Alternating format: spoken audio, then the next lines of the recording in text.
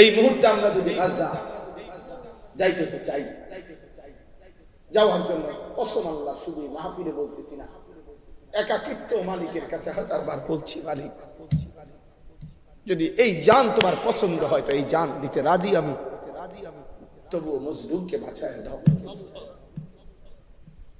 মজলুমকে বাঁচায় দাও। যে সারা বাংলাদেশ ব্যাপী যখন মিছিল হয়েছে, আমাদের সবাই আমরা মিছিল করছি, আলহামদুলিল্লাহ, আমরাও মিছিলে গেছি, আমরাও মিছিল। আমার ছোট ছেলে, আমার দুই ছেলে, আমার বড় ছেলে 13 বছর, ওরে আমি সাথে নিছি, তো আমার 7 বছরের ছোট ছেলে, এই যে আমাদের সারা দেশ একসাথে যে মিছিল করলাম আমরা, 7 বছরের ছেলে ওই ধারায় আছে। তা আমি বললাম, আব্বা তুমি ছোট মানুষ, তুমি যাইও না। আলহামদুলিল্লাহ, মালিকের দয়া, আমার বিবি ওই আমারে বলতেছে যে আমার পক্ষ থেকে আমি আমার ছোট ছেলেরে দিলাম, কসম আল্লাহ, বলছে ওরও নিয়ে যাও, এটা আমি আমার পক্ষ থেকে দিলাম। অতএব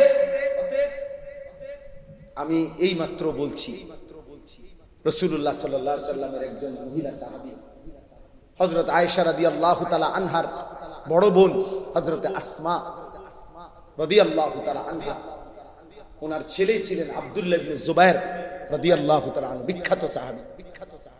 সর্বশেষ উনি যখন হাজ্জাজ ইবনে ইউসুফের বিরুদ্ধে যুদ্ধ করার জন্য বের হইতেছিল, শেষবারের মতো দুশমনের মোকাবেলায় যুদ্ধে যাওয়ার সময় ওনার আম্মা এই আসমা হযরত আবু বকর সিদ্দিক রাদিয়াল্লাহু তাআলা আনহুর মেয়ে, উনি তখন 90 ঊর্ধ্ব বয়স, উনি চোখে দেখতেন না, অন্ধ হয়ে গেছিলেন।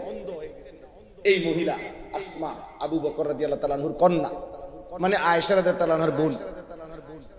তো আব্দুল্লাহ ইবনে জুবায়ের ওনার ছেলে, উনি যুদ্ধে যাবে, শেষবারের মতো মার কাছে আসছে বিদায় নিতে। মারে আয়েশা বলছে, মা আমার এই শেষবারের মতো দোয়া করে দাও, আমি শহীদ হওয়ার জন্য দুশমনের মোকাবেলায় যাচ্ছি। তো মা তো চোখে দেখে না, আমরা নিজে উর্দু কিতাবে পড়ছি, উনি কাছে আসছে, মা উনারে কাছে আসতে কইছে, তো কাছে আসছে, আর হযরতে আসমা চোখে দেখেন, আমি হাত বাড়াইছে ছেলের গায়ে দোয়া করার জন্য, হাত লাগাই হাত সরাই ফেলছে সাথে সাথে।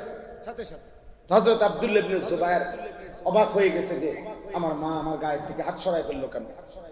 ওনার আম্মা আসমা 90 বছরের ঊর্ধ্বে যার বয়স, মুসলিম নারী, সেই মা বলতেছে, আব্দুল্লাহ তুমি না শহীদ হওয়ার জন্য যুদ্ধে যাচ্ছ বললা?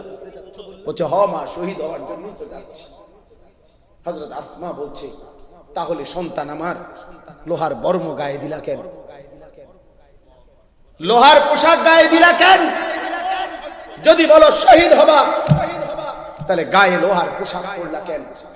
তুমি না বলে শহীদ হবা, খোলো এই পোশাক, আল্লাহর জন্য জান দিয়া।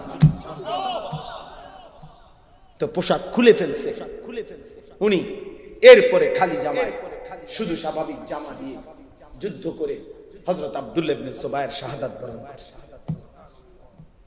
আরো শোনো যুবক, আমি উর্দু কিতাবে এই ঘটনাও পড়ছি। আল্লাহর নবী সাল্লাল্লাহু আলাইহি সাল্লামের একজন সাহাবী ছিল হাবিব ইবনে যায়েদ, হাবিব ওনার নাম। নবী সাল্লাল্লাহু আলাইহি সাল্লামের এই সাহাবীকে একজন মিথ্যা নবী দাবিদার, সর্বপ্রথম যে নিজেকে মিথ্যুক নবী দাবি করছিল নবী সাল্লাল্লাহু আলাইহি সাল্লামের ইন্তেকালের কয়েকদিন আগে, তার নাম হলো মুসাইলামাতুল কাজ্জাব। তখন নবীজি তখন জীবিত, একেবারে লাস্ট টাইম।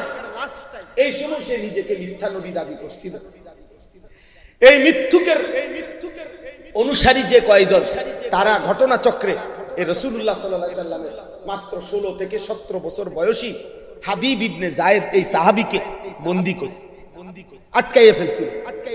আটকাইয়া যখন মুসাইলামা ওই মৃত্যু ভণ্ড নবী দাবিদারের কাছে আনছে, তো ওই বেঈমান মুসাইলামা ওনার এই সাহাবী হাবিবকে, সুন্দর চেহারা, 17 বছরের ছেলে, নবীজির সাহাবী, ওনাকে বলছে, হাবিব তুমি একবারের জন্য শুধু বলো আমি মুসাইলামা আল্লাহর নবী।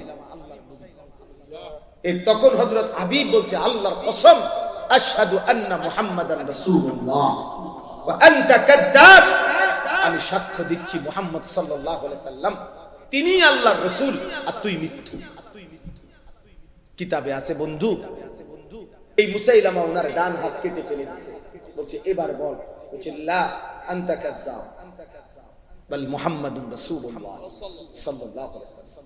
বাম হাত কেটে ফেলে দিয়েছে, বলছে এবার বল, বলছে লা আনতা কাযাব। ডান পাও কেটে ফেলে দিয়েছে, বলছে এবার বল লা আনতা কাযাব। বাম পাও কেটে দিয়েছে, উনি এবারও বলছে লা আনতা কাযাব, তুই মিথ্যাবাদী। শেষ পর্যন্ত জিহ্বা টেনে ছিঁড়ে ফেলছে, শরীরটা কাইটা টুকরা টুকরা করে খোদার কসম বুটি বুটি পিস পিস বানায় ফেলছে গোশতের টুকরার মতো। এরপরে হযরত হাবিব ইবনে যায়েদের পবিত্র লাশকে টুকরা টুকরা করে ছিন্ন ভিন্ন করে ফেলে দিছে। আমরা ওই কিতাবে পড়ছি ওনার এই খবর মদিনায় আসছে যে ওনারে যে এভাবে নির্মম ভাবে শহীদ করছে। তখন ওনার মা ছিল মহিলা সাহাবী, ওনার আম্মাও মহিলা সাহাবী, উম্মে আম্মারা ওনার মায়ের নাম। এই উম্মে আম্মারা তিনি ওনার কাছে আইসা লোকেরা শুনাইছে, মা তোর ছেলে হাবিব মুসাইলামার বাহিনীর হাতে শাহাদাত বরণ করছে, কিন্তু ওনারে বলছে মা তোর ছেলের মৃত্যু বড় নির্মম মৃত্যু হইছে। মুসাইলামা একটা একটা করে অঙ্গ কাইটা কাইটা টুকরা টুকরা করে একেবারে পিস পিস বানায় ফেলছে, কিন্তু তোমার সন্তান একবারের জন্য মদিনার রাসূলকে অস্বীকার করে নাই, মুসাইলামাকে এক সেকেন্ডের জন্য নবী মানে নাই। বারবার তোমার সন্তান শেষ নিঃশ্বাস পর্যন্ত মদিনা ওয়ালার নাম বলে গেছে। এই তখন আমরা কিতাবে পড়ছি ওই মহিলা, ওই সাহাবীর মা একটা চিৎকার দিয়া সবার সামনে বলছে লিহাদাল ইয়াউম আরদাতুহু, মদিনাবাসী আল্লাহর কসম এমন একটা দিনের জন্যই আমি আমার সন্তানকে বুকের দুধ খাওয়াইছি।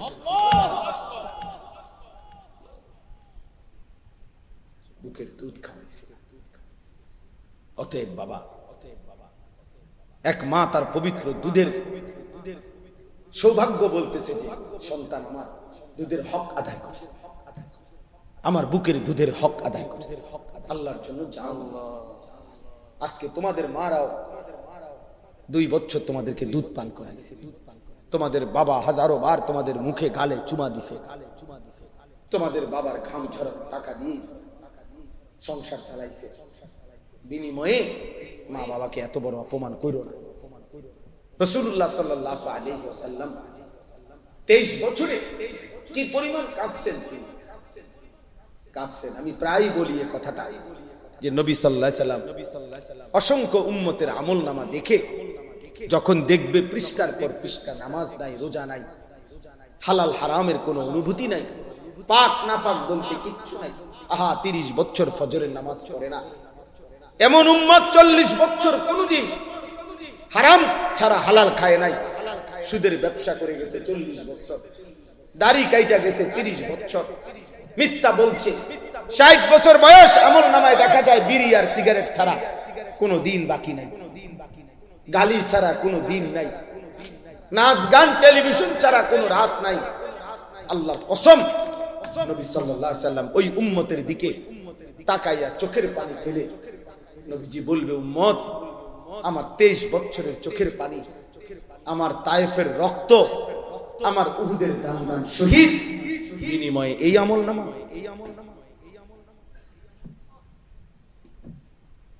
এই আমলনামা। উম্মত তুমি জানো না তায়েফে আমার এই পরিমাণ পাথর মারছে, যে পাথরের আঘাতে রক্ত ঝরতে ঝরতে আমার পায়ের জুতা পায়ের সাথে জমাট বাইধা গেছে। হযরত যায়েদ বলছে রাসূলুল্লাহ সাল্লাল্লাহু আলাইহি ওয়াসাল্লামের জুতা মুবারক পায়ের সাথে জমাট বাইধা গেছে রক্তে। নবীজি জিজ্ঞেস করবে, উম্মত এতটা রক্ত ঝরাইলাম, উহুদের ময়দানে দাম দান শহীদ করলাম, ক্ষুধার কষ্টে পেটে 2টা পাথর বাঁধলাম, সারা রাত দাঁড়িয়ে আম্মা জান আয়েশা রাদিয়াল্লাহু তাআলা আনহা নবীজির স্ত্রী বলছেন, আমার ভাই আমি শেষ করে দিচ্ছি, নবীজির স্ত্রী আম্মা জান আয়েশা রাদিয়াল্লাহু তাআলা আনহা বলছেন, আমি আমার রাসূলকে দেখছি এশার নামাজের পরে একটু পরেই তিনি দাঁড়াইছে, ফজরের নামাজের আজানের আগ পর্যন্ত এক দাঁড়ানোতে আল্লাহর কসম উম্মতের জন্য এক দাঁড়ানোতে চোখের পানি ফেলে কাঁদছে আর দোয়া করছে।